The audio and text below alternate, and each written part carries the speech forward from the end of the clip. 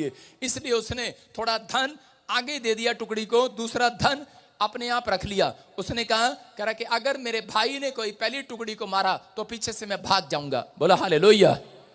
लेकिन ये डरा हुआ था, निराश था, चिंता में था, क्योंकि ये अपने भाई के साथ धोखा चालबाजी कर आया था। और उसके बाद इसका भाई इसके पीछे पड़ा हुआ है, ये डरा हुआ है, घबराया हुआ है, परेशान है, निराश है।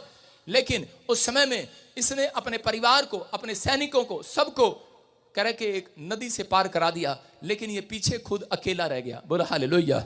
हम पढ़ते देखो क्या लिखा, और या कह के एक स्वरदूत आया और उसके साथ पो फटने तक मलयुद्ध करता रहा, बातें करता रहा।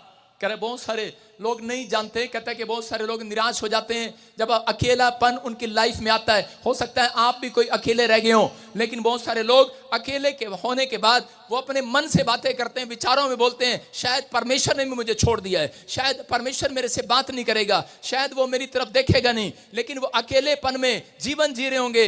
हो सकता है आप में से कोई यहाँ पर हो, आपके माँ बाप ने छोड़ दिया हो, आपके परिवार ने आपको छोड़ दिया हो, या किसी लाइलाज बीमारी ने आपको पकड़ लिया हो, और बीमारी डॉक्टर ने क्या दिया हो कि तुझे कोई नहीं बचा सकता, और आप अकेले बिस्तर पर पड़े हुए रो रहे हो। लेकिन याद रखना, और आप भी मुंह से कह रहे हो कि शायद भगवान ने भी मुझे छोड़ दिया है, मैं कह रहा हूं याद रखना, परमेश्वर कभी भी कह रहे कि किसी व्यक्ति को छोड़ता नहीं है। याद रखना, अकेले में परमेश्वर उनसे मुलाकात करने के लिए आता है। आमीन। जब आप अकेले हो जाते हैं, परमेश्वर का एक स्टाइल है, कह रहा जब आप अकेले, जब तक आप अकेले नहीं होंगे, कह रहा तब तक परमेश्वर आपकी मुलाकात करने के लिए नहीं आएगा। परमेश्वर ने आपको दुख, बीमारियां, समस्याएं क्यों होने दी? इसलिए कि ताकि आप अकेले हो जाएं संसार से। जब आप अकेले होते हैं तब आप परमेश्वर को ढूंढते हैं, जब आप अकेले होते हैं तब आप निराश होकर कहता है कि लोगों से हेल्प मांगते हैं। लेकिन कुछ लोग अकेलेपन में कहता लोगों के पास जाते हैं, हेल्प मांगते हैं, लेकिन उसके बाद कुछ लोग कहता है परमेश्वर के पास आते हैं और उससे हेल्प मांगते हैं। याकूब जब अकेला पड़ा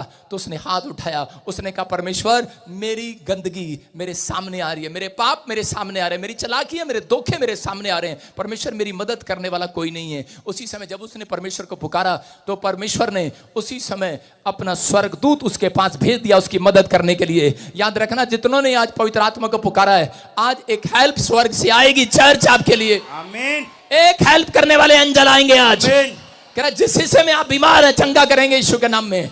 लेकिन कहते हैं कि आपको उससे पहले क्या करना है? कहता है आपको एक मलयुद्ध करना है। अकेलेपन में मलयुद्ध होता है वो।